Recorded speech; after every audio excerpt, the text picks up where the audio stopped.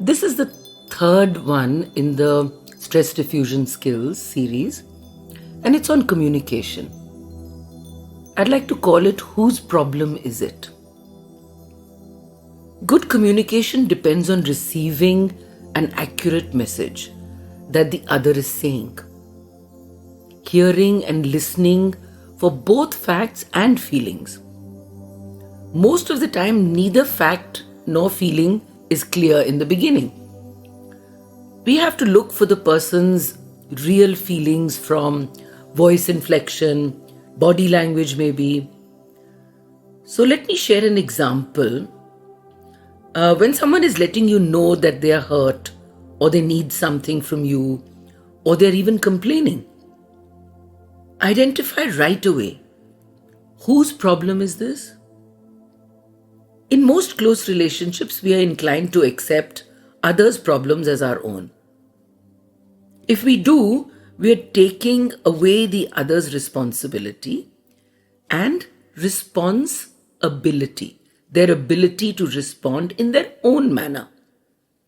So let's say you have recently gifted your 10-year-old child a computer game. And she has just come into the room and she has announced to you that she has traded this computer game with a friend for a pet rabbit. How are you going to respond? Quite emotional, of course. You may think that you have the problem.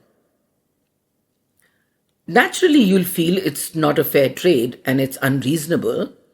You'll probably think, I spent such a lot of money buying that game for her birthday. But on the other hand, whose computer game is it? Once the gift is given, whose game is it? So who owns the problem? Let's consider the 10-year-old's feelings first. She may start with being adamant, justifying what she'd done. But as you go deeper, you'll realize she is actually threatened by your reaction. She's likely to be bitter and disappointed at herself. As the fascination with that pet rabbit wears off, she's probably blaming herself. Now, your job is to acknowledge her feelings instead of shaming or blaming. You might say, you feel pretty embarrassed, huh? And she'll probably answer with, yeah, it was quite dumb of me to do that. I want my game back. Remember, you can only assist her. The decision is hers.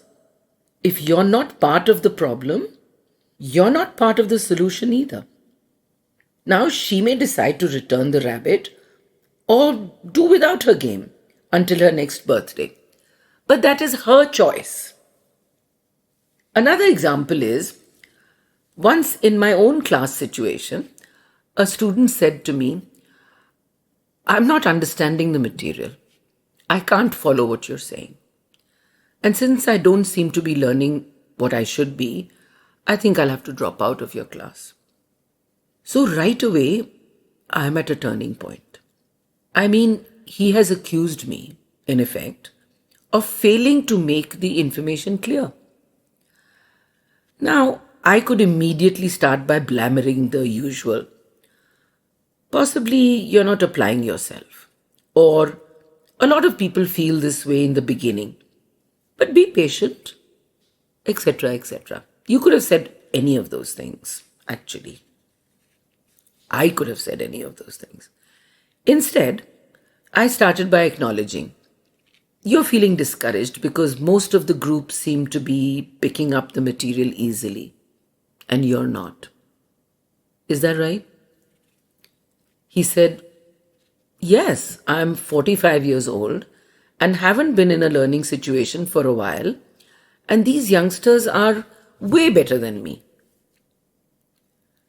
So in listening to what he's saying, I know that he'd like to be equal to their speed. So my response is, I realize you're being upfront about this.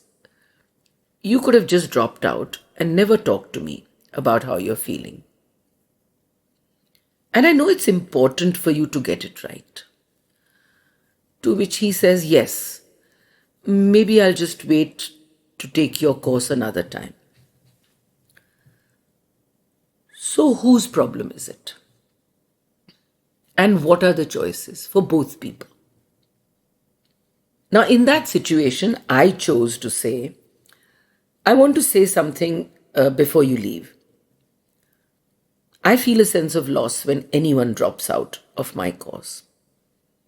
I want everyone to feel assured and confident, and I'm willing to do whatever I can to make that possible.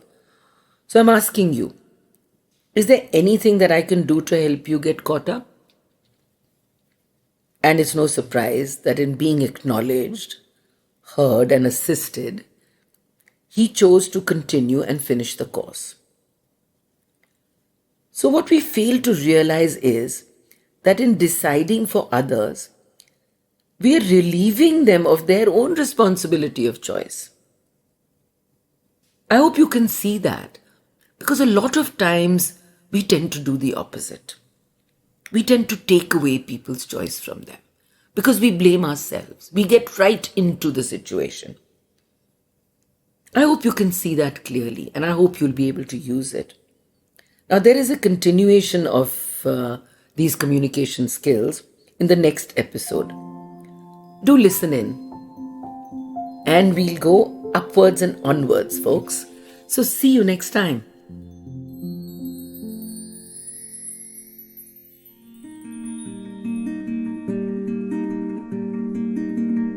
That was this week's episode for the Cellular Alchemist podcast with spiritual psychologist Ritu Malhotra. Don't forget to follow the podcast on your listening app so that when the new episode drops, you do not miss out on the chance to change your life by changing your beliefs.